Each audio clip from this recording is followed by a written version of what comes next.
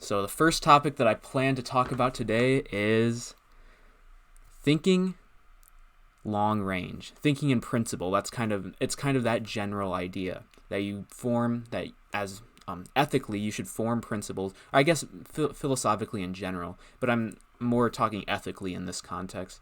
You should form principles that can guide your life so that you can live long range and focus on. Generally, you should focus on your long-term life, your long-term happiness, your long-term goals, and you should try to pursue those rather than pursuing pleasure in the short term.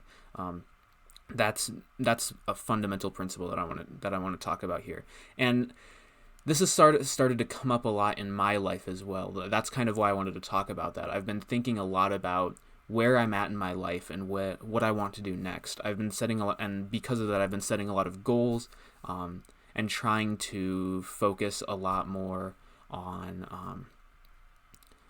try to focus a lot more on thinking long range rather than just doing what feels good now. And yes, I'm going to be covering Gödel's incompleteness theorem later, and that'll be in another video that'll be posted on the channel. But right now we gotta focus on the principle of this topic.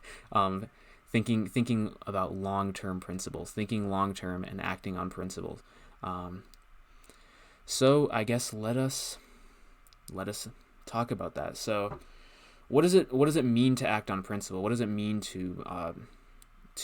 or I guess what are principles? Ayn Rand's definition, I guess I looked this up beforehand and wrote down a little short,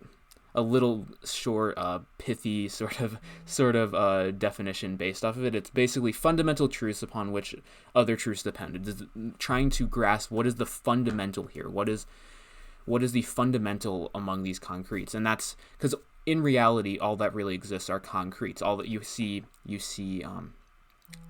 every individual thing. You can see this book, this other book, this calculator, all this stuff, these flags, all this stuff. All that you see are the concretes. All that you see are concrete relationships. That's all you can really see in reality. But from that, as conceptual beings, we can look at those things and we can form general principles about them, and we act based on those principles. That's sort of the importance of philosophy.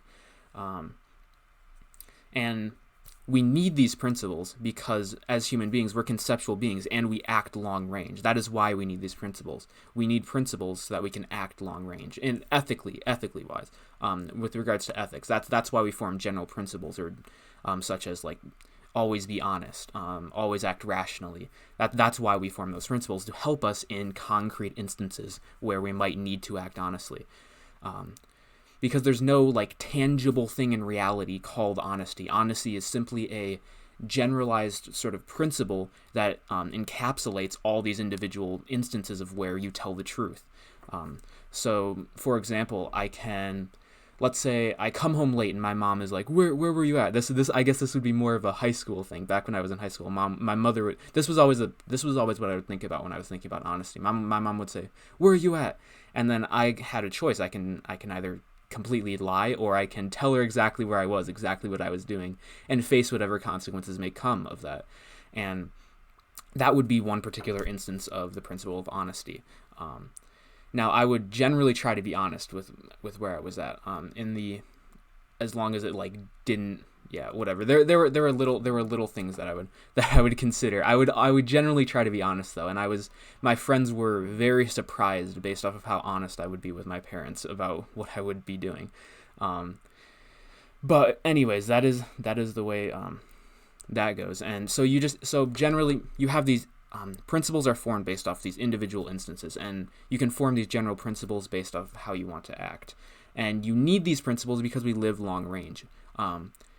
We're not animals. Animals are very concrete bound. Animals pursue pleasure and avoid pain at all costs. That's their main focus. They see food, they go and get it without really thinking, and without thinking like, like for example, like an animal will just go and eat food if they see it without thinking of like, oh, how will this affect my diet? Am I going to gain weight because I eat this food? Is this food very healthy for me? How does this affect my life in the long term? While humans, on the other hand, will see like, oh, this is some really fatty, really sugary food. I'm gonna avoid that because that's gonna make my life worse. Even if it looks like it tastes really good, even if it is gonna bring them pleasure to eat it. So humans, we need to live on principle because we're conceptual beings. But to do that, we need to volitionally focus our mind, because as human beings, we have this property, I guess, or it's in our nature to be a volitional being. We have the ability to choose whether or not to focus, and because of that, to live long range, we have to direct our minds to the long term rather than focusing on the short term. And this is also what separates us from the animals. I'm sure there might be some exceptions. I'm sure like some animals are like in the process of developing volition and have some aspects of that, but that's essentially irrelevant at this, because I'm talking about humans, not talking about like animal rights and that stuff. That would be more relevant in an animal rights discussion, which I don't believe that animals have, by the way. But that's a topic for a whole other day. So let's get back on topic. So human beings have the ability to choose between focusing on or directing their mind to focus on the long term, or letting it drift and just focus on the short term, focus on pursuing pleasure. And you can see this in your own life as well. Think about times where you have like a choice to go do homework or go to the gym or do something productive, or go watch videos on your phone, or don't quit this video, please no, don't do that. But or like go play mobile games or go play a video game. Think about all those instances. You can think about so you can either basically choose to focus on the short term, focus on doing this thing that's going to feel comfortable right now, or you can direct your actions toward the long term, towards being towards something that right in this moment isn't going to feel good, but if I do it multiple times, if I do it habitually, then it will make my life better. Because if you sit on your phone all day playing mobile games or playing video games in general, I say mobile games because I've been playing Madden Mobile a lot lately, because me and a bunch of friends started a league with it, and that's sort of been the one thing that I've been like trying to avoid and trying to like focus from my short-term awareness, trying to focus away from and focus more on more productive things, something like streaming or reading or anything like that. So you have that. So yeah, you have that fundamental ability to focus on the short term or the long term, and it becomes a lot more difficult to focus on the long term because you have to volitionally direct your focus from something that is a lot more that is a lot more pleasurable, that's going to feel a lot better right now, towards something that might feel like shit right now. Like your first couple times lifting, I don't say that anymore because I won't say this anymore for me, but I can explain that. Your first couple times lifting, or your first couple times doing any sort of exercise, it feels absolutely terrible, and it might feel that way for a long time. But over time, it becomes a lot easier to do, and eventually it starts to feel good. Like I really like lifting, I really like biking. Those are like really pleasurable events for me. But I know for a lot of people, doing that sort of exercise is really, really difficult because they have habitually, over time, begun to focus a lot more on just playing video games, or doing something short term, or just like laying on the couch and taking a nap, versus going to the gym, which it's gonna suck to get out of your couch. It's gonna suck to stand up and walk over to the gym, but that's what you have to do if you want to live on principle. And now, how does this connect? I guess, or that's what you got to do if you want to live long term. So how does this connect to principles? Well, I think a general principle that I have been thinking about quite a lot is every day I have to do this thing, and this is sort of a principle because it's sort of abstract. It's a collection of each individual day. I have a choice to make, and then I'm going to choose this every time, just because I have this principle of I'm going to choose to read instead of lay on the couch and watch videos by Destiny, which are just going to destroy my mind. Or I'm going to go to the gym rather than sitting on my phone and playing Madden Mobile some more. All those sort of things. But essentially so essentially that is the principle that I form. I'm going to pursue more long-term things rather than short-term things. And then in the chat, the dude whose name is really long and I don't know how to say it, Paromistilosis, I can't say it. Okay. That probably sounded really goofy. This could be explained by the concept of the reptilian brain. I don't think that it can. I don't know what concept you're referring to, but I think a lot of times when people try to discuss this in terms of like biological principles, I'm really skeptical of those sort of things, because I can directly observe how I can make that choice to direct my focus from short term to long term, and I can notice that. So maybe there might be certain biological things that make it more difficult for us to make that switch, but it's also something that you can sort of train your mind to almost habitually do, or like refocus your mind, because since percepts are more directly perceivable by you, like you can directly see how this thing will bring you pleasure. You can directly see the food. You can directly feel that in your mouth. You don't necessarily you can't necessarily see like, oh, I'm lifting now and now I immediately am huge. Now I am immediately feeling better, more in shape. It hurts a lot and it takes a lot of time, and you have to act on this principle of doing this over and over again and choosing to go to the gym over and over again, rather than simply following whatever the percepts seem is right, but acting perceptually, acting very concrete bound, and seeing, oh, piece of cake, that looks delicious, I'm gonna go eat that rather than go to the gym.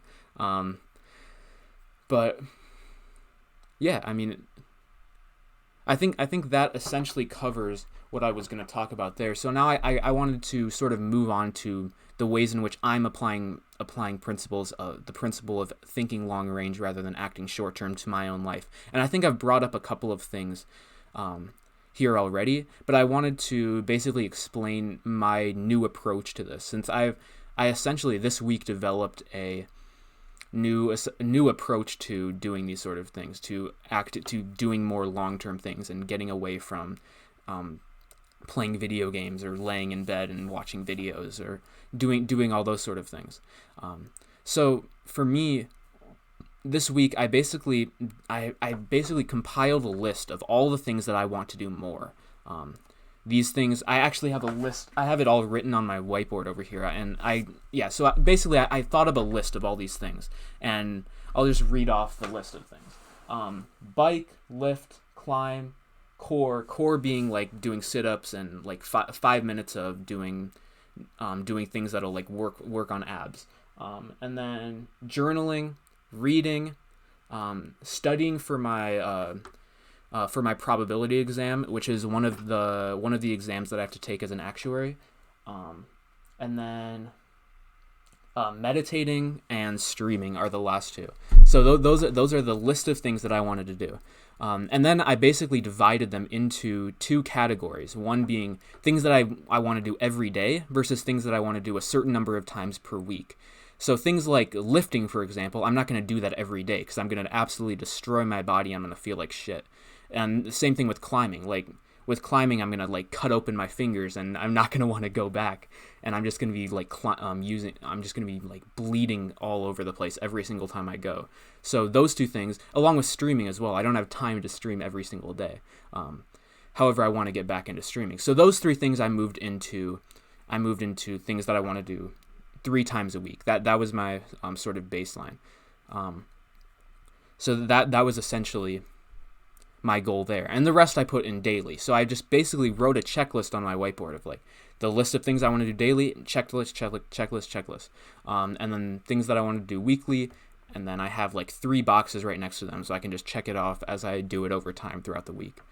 And I've only been doing this for this week, or since like Wednesday actually. So for like half a week. So I'm going to be doing this first week is going to be like a half week basically, which doesn't really matter when it comes to climbing or lifting because I've already been mostly doing those things 3 times a week. But with streaming, I'm only probably going to stream 2 times before this Sunday. But that my essential goal is to continually follow these goals, to continually complete these goals over time. And it's pretty difficult. I noticed that I want to do more short-term things. I want to go like just do stuff on my phone constantly, or just do things that'll be really comfortable now, but won't actually help me achieve my goals long range.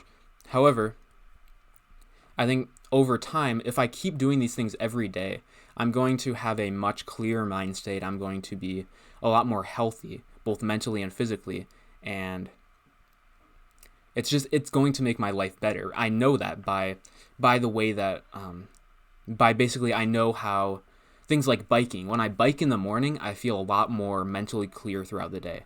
And when I meditate in the morning as well, I also feel a lot more like mentally clear and focused during the day. I can actually talk about, in the future, I'll probably make a video discussing meditation, because I know that that's not something that that's something that I think there's a lot to go into there. I could probably talk about almost all the things on my list, in explaining why I do each of those things, but I can do all of that in another video. But it's basically there's these list of things that I know are going to make my life better, so then I continually pursue them and do them every single day. And yeah, I'm thinking long range, and acting on principle, which helps me in the long run live a happier life. And since we live in the long run, since the human life is a long stretch of time, not just like short moments that we live moment to moment, this is pursuing my life. So yeah, and now we're moving on to the last point in this video. Let's talk about this. The last point that I wanted to discuss in this video is sort of the wrong approach to principles that is sort of characterized by religion. Religion has a way of creating principles that are completely disconnected from their goals, from the goals of thinking long range and living a happier, more fulfilling life. Religion has a way of doing that where it basically sets these rules that are essentially completely arbitrary and disconnected from reality and disconnected from really their goals, and it becomes very difficult to follow, and it almost disconnects your principles from reality. That's what I've noticed religion did when I was Catholic, for example. When I was Catholic, there were a lot of times where I would go to like a youth group that I was a part of, and they would tell me all these things. They'd tell me all these principles, tell me all these ideas, and then I would say, yeah, okay, that all makes sense. That all consists pretty well with my Catholic worldview. And then I would go try to live my life, and I realized none of these really mean anything. And I always remembered thinking okay, so all this is true, but now what? Now what do I do? Now obviously I was wrong about it being true, but that's a whole nother topic. I gotta stay focused. That's something that I need to work on in these videos, which I think will come with streaming more over time, because I noticed I was a lot more focused in some of my videos that I would do after I was doing it for a long time. But yeah, so I noticed that when I was a Catholic, they would give me all these principles, they'd give me all these ideas, and I wouldn't really know how they connected to reality, what they actually mean. They were just these disconnected, broad abstractions that really essentially meant nothing to me. They were just bromides that were completely meaningless, and I would use them and proclaim that I accepted them, but they wouldn't really do anything for my life. I would never know how to act, so I would just go home and just act how I felt like acting anyways. And it had nothing to do with religion. I guess the one thing would be never masturbate. That was one thing, and that was an unrealistic principle, especially for a high school student. And but that is what it is. There was another thing that I heard that they would say a lot in my particular youth group. It would be this phrase listen to reality speaking to you. and they would never really explain what that meant. And I would try really hard to understand what the fuck it meant. What did any of that mean? And I was like, and I would like try to apply it to my life, but I never knew what it meant. I was like, okay, so sure, reality is speaking to me. I'll listen to reality speaking to me. What does that mean? Or another one was like, open up your heart to God. I'm like, what does that mean? I have no idea what that means. But yeah, so that's essentially what religion provided me. It was for with regards to principles, it was just meaningless, disconnected phrases, and it ultimately created a dichotomy between philosophy and living. And what objectivism does is, or what happens when you properly accept objectivism, when you properly think about objectivism, is you get principles that do apply directly to your life, because because objectivism is intended as a philosophy that is created to help you live. It's not these disconnected principles from reality. It's not it's not disconnected from, or it's not intended to be disconnected from reality. Now people do that sometimes, and that would be what rationalism is, when you accept objectivist principles, but don't really tie them to any concretes in reality. And that's really easy to do when you don't, when you're younger, especially, because you can accept a lot of these principles in your head rationally without ever really tying them to reality, tying them to any concretes, tying them to any examples without having any examples of what those concretes mean.